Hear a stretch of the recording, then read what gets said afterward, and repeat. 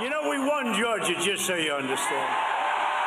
If I lost, I would say I lost, and I'd go to Florida, and I'd take it easy, and I'd go around, and I'd say I did a good job. But you can't ever accept when they steal and rig and rob. Donald Trump ranting and raging in Georgia last week, spouting falsehoods about voting fraud and claiming he won the election. He was supposed to be there to stump for Georgia's GOP Senate candidates, but most of his speech focused on grievances about his decisive loss. I'm Sam Roberts of the New York Times, and welcome to the New York Times Close Up. It's been more than a month since Election Day, and it seems like every day since then has featured bogus claims about a rigged election by Trump and his loyalists. Peter Baker's article in last Sunday's Times was headlined "Trump's Final Days of Rage and Denial." Baker wrote, quote, "Moody and by accounts of his advisors, sometimes depressed, the president barely shows up to work, ignoring the health and economic crises afflicting the nation and largely clearing his public schedule of meetings unrelated to his desperate bid to rewrite the election results." Baker goes on to write, quote, "The final days of the Trump presidency have taken on the stormy elements of a drama more common to history or literature than a modern White House. With dozens of crushing defeats in federal and state courts, many accompanied by humiliating smackdowns by judges, and with states certifying Biden victories, why does Trump continue to deny he lost? Is it just ego, or is there some grand strategy? Is he simply trying to sabotage a Biden presidency? Elisabeth Bumuller is the Washington bureau chief of the New York Times. She's also assistant managing editor. Elisabeth, is this election over? Electors are about to meet in various states.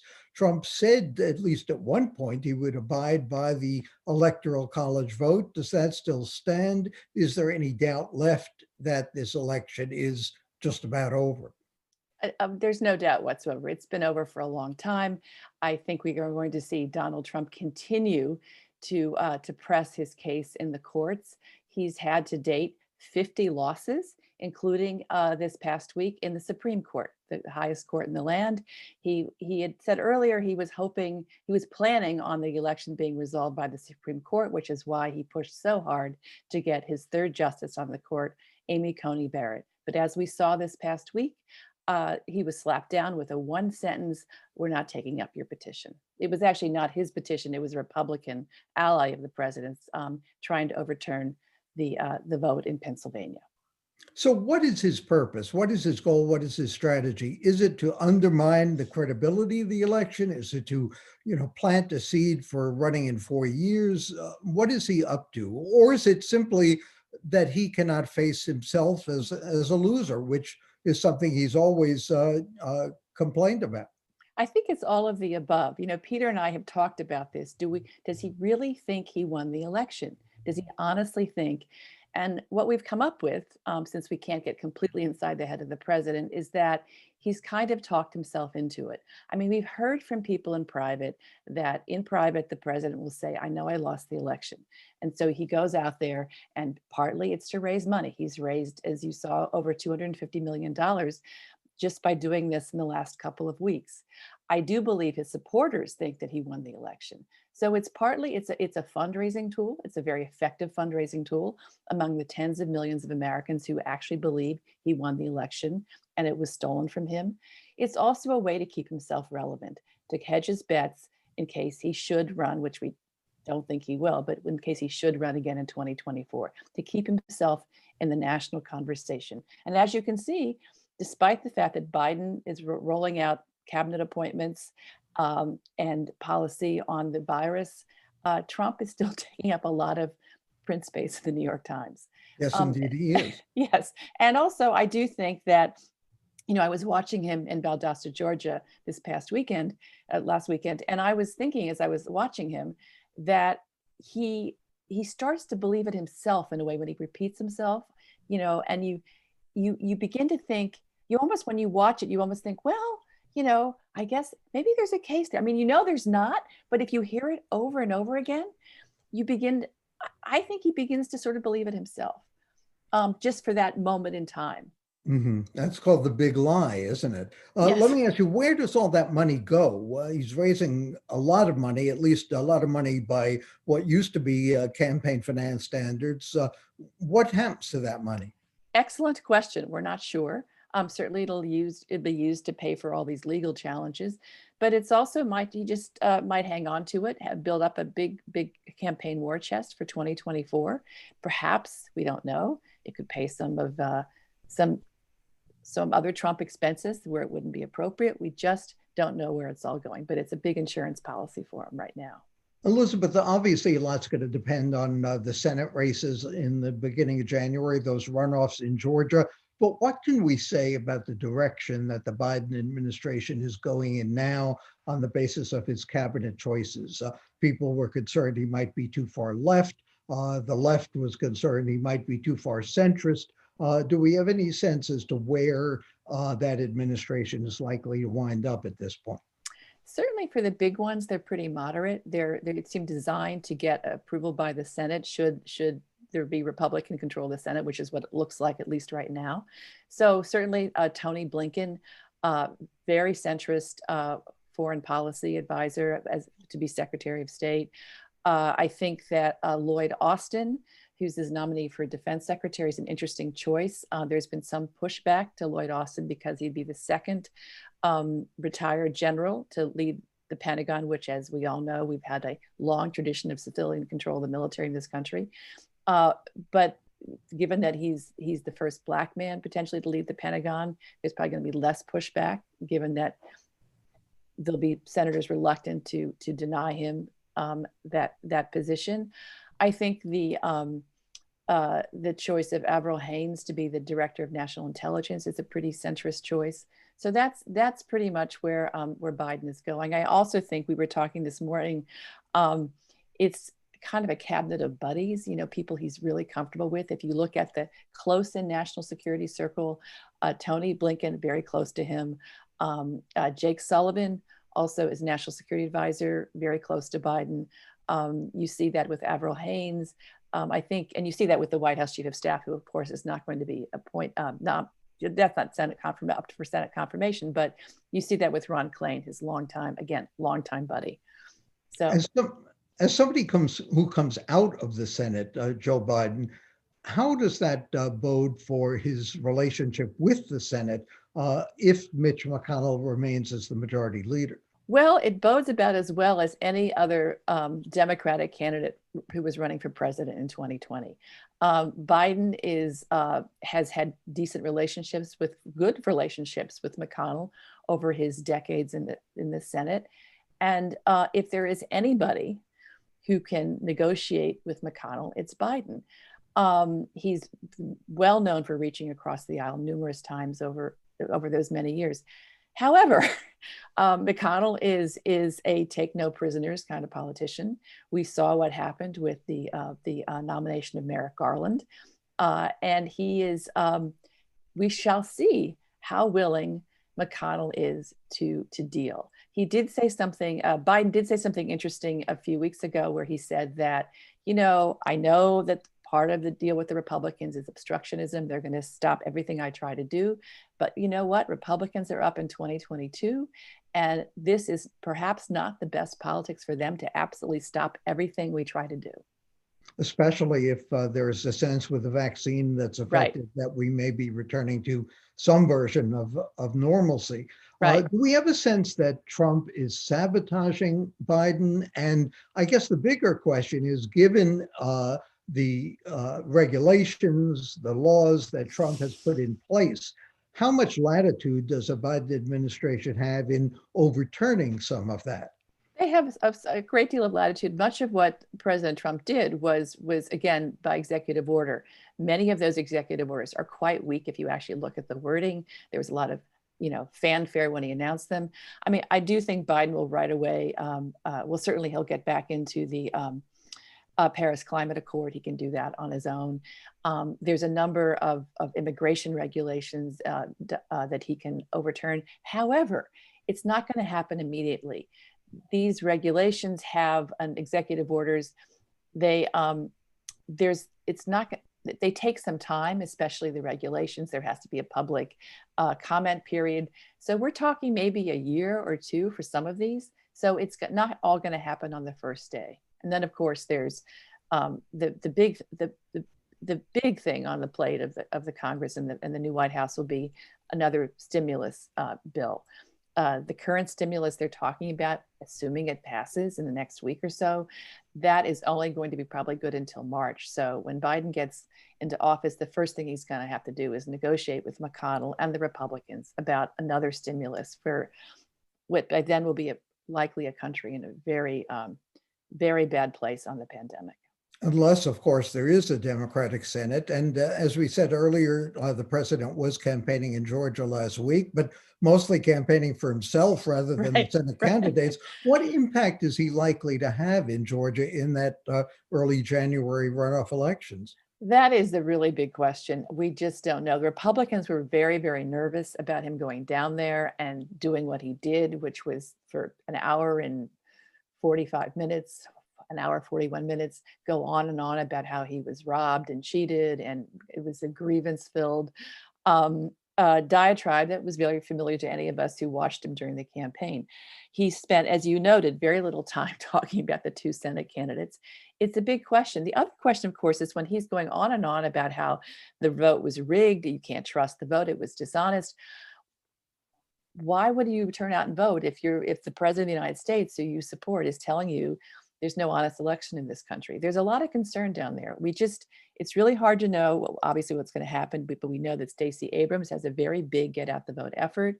We know that the president did very poorly in the Atlanta suburbs. We know that the demographics of Georgia are changing rapidly. So it's a good question, what exactly his impact was down there. Elisabeth, looking back at the campaign, one of the things that was so striking was that all of the events that we looked at, polls, the death of Ruth Ginsburg, the debates, the nomination of Kamala Harris, COVID, the economy, money, turnout, impeachment, none of that really seemed to matter. The polls stayed pretty much the same through the whole campaign, months and months that you obviously had to deal with, you and Pat Healy superintending the coverage. If you look back at that, and if you look forward maybe 4 years, is there anything in terms of the coverage that you think you would do differently? I mean, in the campaign, Campaign. Of 2020. Well, yeah, Pat oversaw that, but we were certainly a big part of it because we were covering the incumbent president running for re-election. I don't think so. It's last time in 2016, there was a lot of talk about how Dean Baquet, the executive editor of the Times, has said this is that we missed something that was happening out in the country. I don't think we did it this time. We corrected. Even with the restraints of covering the country during a pandemic, we did get out and talk to a lot of Trump supporters. We did many stories about Trump supporters and what they saw in the president. So I did. So I'm not sure what I would have done differently. I think maybe we would have. Maybe the polling we might do differently next time. As you know, the polls were quite off, certainly in the swing states. Mm-hmm. They were as bad in 2020 as they were in 2016 in the swing states. And so there's going to be a real look at what kind of polling we do in 2024. But by the way, the president was also impeached in the beginning of this year. We forget that. I mean, we just got used to the Washington Bureau. In the beginning in 2017, we thought, well, surely this is the end of the president. Surely this is the end of the president. And we learned after about a year that his administration was not going to implode and go away, despite scandals and controversy erupting hourly sometimes. And that his support was pretty solid among his. I mean, he lost some in 2020, enough to have him lose the election, but he had really, really strong support among his base, and they never really left him. And of course, when you look at the results, all in all, an awful lot of people voted for him, more than 70 million. And Right, right. A lot of people. What's interesting, there's been stories recently about the real divide in the country is education.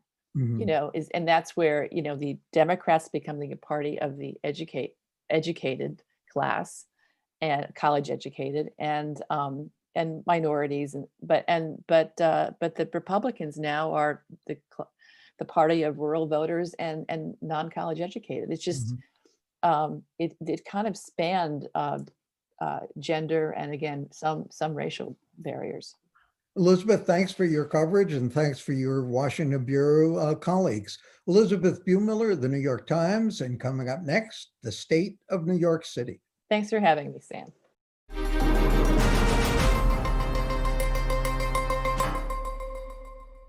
The COVID situation in New York City seems to be worsening, although not nearly as bad as in many other parts of the country. Mayor de Blasio shut the schools due to a rise in cases, then reversed course, reopened them this week. The streets of Midtown practically deserted, restaurants getting financially hammered due to COVID restrictions. Winter will make outdoor dining even more difficult. Small businesses struggling, stores all over the city have closed their doors, and the Times reports that tourism, a major economic engine for the city, may not recover until 2025. The city's budget has been devastated by both a huge drop in tax revenue and billions in COVID-related spending.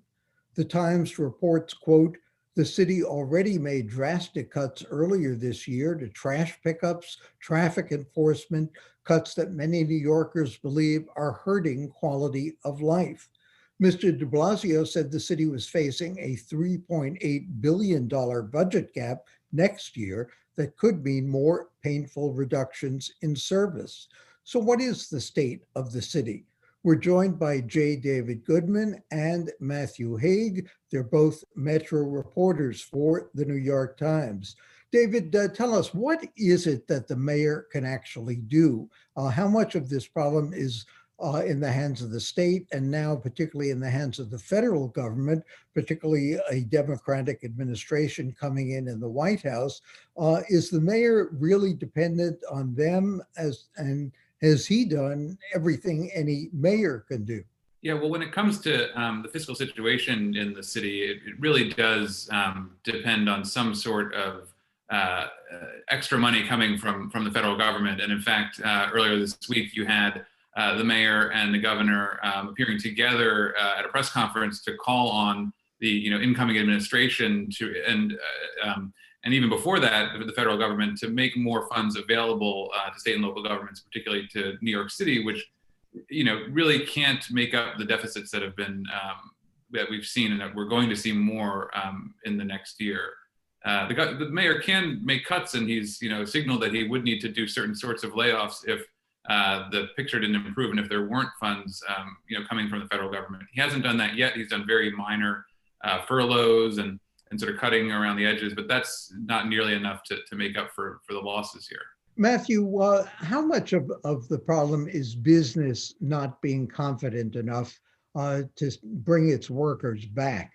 And what does government have to do? How effective does that vaccine have to be in order for things to return to any degree of normalcy, particularly in the business districts? Well, it's a good question, Sam, because even when offices started to reopen a little bit just months ago, maybe it was August and over the summer, late summer, it was about maybe 5 to 10% of office workers were returning to their desks. And the latest numbers I saw a few weeks ago, it's maybe 11%, 12%. So even over that time when New York was doing relatively well and still doing well compared to the rest of the country with cases, there's not a lot of confidence, or at least not confidence in workers feeling safe going in to work. I rode the subway yesterday into Manhattan. It was probably 30% full. There was plenty of seating, pre-pandemic time, seating with no spacing. But, it's that, but it's also, there's no tourism. It's just this combination of people don't want to get sick. They know the winter is going to be a bad period.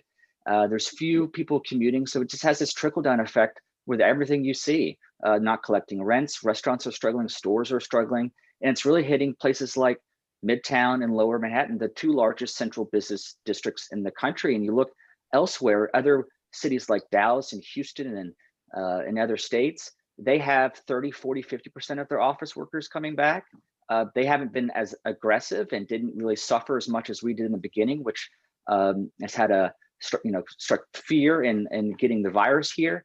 But New York City is suffering at a rate that when it comes to business confidence that is not seen elsewhere. And Matthew, what is the long-term impact likely to be? I mean, we always tend to assume the worst when we look at the fiscal crisis in the 1970s, when we look at the impact of 9/11. When people are looking down the road 2 or 3 or 5 years from now, are they saying we will bounce back, the city will be resilient, things will return fairly to what they were before? Or are we looking at a long-term readjustment in the number of people who are going to be working here? Well, of course, everybody you talk to, elected officials and developers, owners, all kinds of people, they have confidence, and that's remained since the beginning. Even though back in March they thought this would be over in June or July, and now we know it's going to go into next year. But the reality is, we don't know, because we don't know how much of this is going to change our behaviors, whether we return to the office 3 days a week, 4 days a week, or 5 days a week. I mean, how much of the way we've changed the way we work and live is permanent? And that's sort of the big question hanging over this. Even if tourism does return in a few years to 1 million people a year, will those office workers be there at the same rate, who also spend money in Midtown and all over, who may be staying home? I mean, there's so many questions that we don't know about how it's going to play out. And it does look like New York will be slightly different for at least, for the foreseeable future. David, one of the things that I find striking is the number of non-political, non-traditional political candidates who are entering the mayoral race coming up in this coming year. What does that say about the demands of a new mayor? And are any of these people coming forth with a platform that suggests they would do anything different or anything that would make things better compared to the other candidates who would have been running before? I mean, I think it suggests that they haven't really taken into account how bad things are going to be next year. I mean, I've wondered why there's such a clamoring to lead the city at this exact moment. This is going to be one of the most difficult jobs a mayor has ever faced. The last mayor enjoyed nearly an entire 2 terms of economic growth. He was able to meet every issue that came up in the city with more spending, more programs. That's not going to be the case for the next mayor. And so, I think that this is a little bit of, it's a little political theater. A lot of people, you get a lot of attention after a presidential race. This is the biggest sort of political game in town in the early part of next year, and it's going to happen very quickly. We're going to have a primary in June. And so I think there's a lot of sort of running after a prize and not really, I think, for some of these folks, knowing what to do when they catch it, a little bit like a dog going after the mail truck. And so I think some people, Sean Donovan came out with a plan earlier this week saying, he wants to see 15-minute neighborhoods. And that's a nice idea, but that's not really getting at the core issues of this particular moment. What he says is he wants people to have all the things that they need in the city within, a 15-minute walk of their apartment. And I think that's, a noble ideal, but how does that really address the fiscal crisis we're going to be in, the issues with policing that we're having now, the pandemic's lingering costs, all the stuff that Matt's been talking about business confidence and people changing their habits. No one's really come forward with that, because I'm not sure that any of these folks yet have an idea of what they're going to do. And of course, if we have ranked voting in a primary or in the general election and a lot of candidates, that can mean almost anybody can win. Yeah, I think that's part of it. I think there's almost no downside to getting in right now. You get the attention. You may actually come out ahead. I don't know how it works when there's 15 candidates who are in the race. Can people even think of all the names of the candidates to rank them? I mean, this is it's uncharted territory, and the future of ranked choice voting is also a little bit up in the air right now. There's a lawsuit that was filed today. There's a lot of lawmakers of color that think this is discriminatory against them. Eric Adams, one of the front runners in the race, has come out, saying he's skeptical and doesn't think it's a good idea to start now. So it's a lot of uncertainty, and it's going to be a very tight campaign. So we'll see. Matthew, what is the state of the real estate business in town? Is anyone building anything new? And what are vacancy rates like? Well, no, new building permits are down 20%, the largest rate in a long time, year over year. Vacancy rate in Manhattan is over 6%. Rents, I saw today, I think the stats are down 16%. The Commercial median, or residential? that's residential. Mhm. So residential is a big thing. With commercial, they're not collecting rents. I think the latest Hospitality Alliance report was it's still about 80 to 85% of restaurants are not paying their full rent. They're not employing people full time. Landlords are increasingly have this acrimonious relationship with their tenants and taking them to court and alleging that they owe millions and millions of dollars in back rent and fees. And then you talk to the tenants and they say, what do you expect? We have nobody on the streets, let alone coming inside. We can only have 25% capacity in restaurants, which may be taken away soon if the rates increase. So it's a terrible situation for commercial real estate right now. It's going to be a tough winter. Thanks to both of you for joining us, David Goodman and Matthew Haag of the New York Times. And for the New York Times and CUNY TV, I'm Sam Roberts.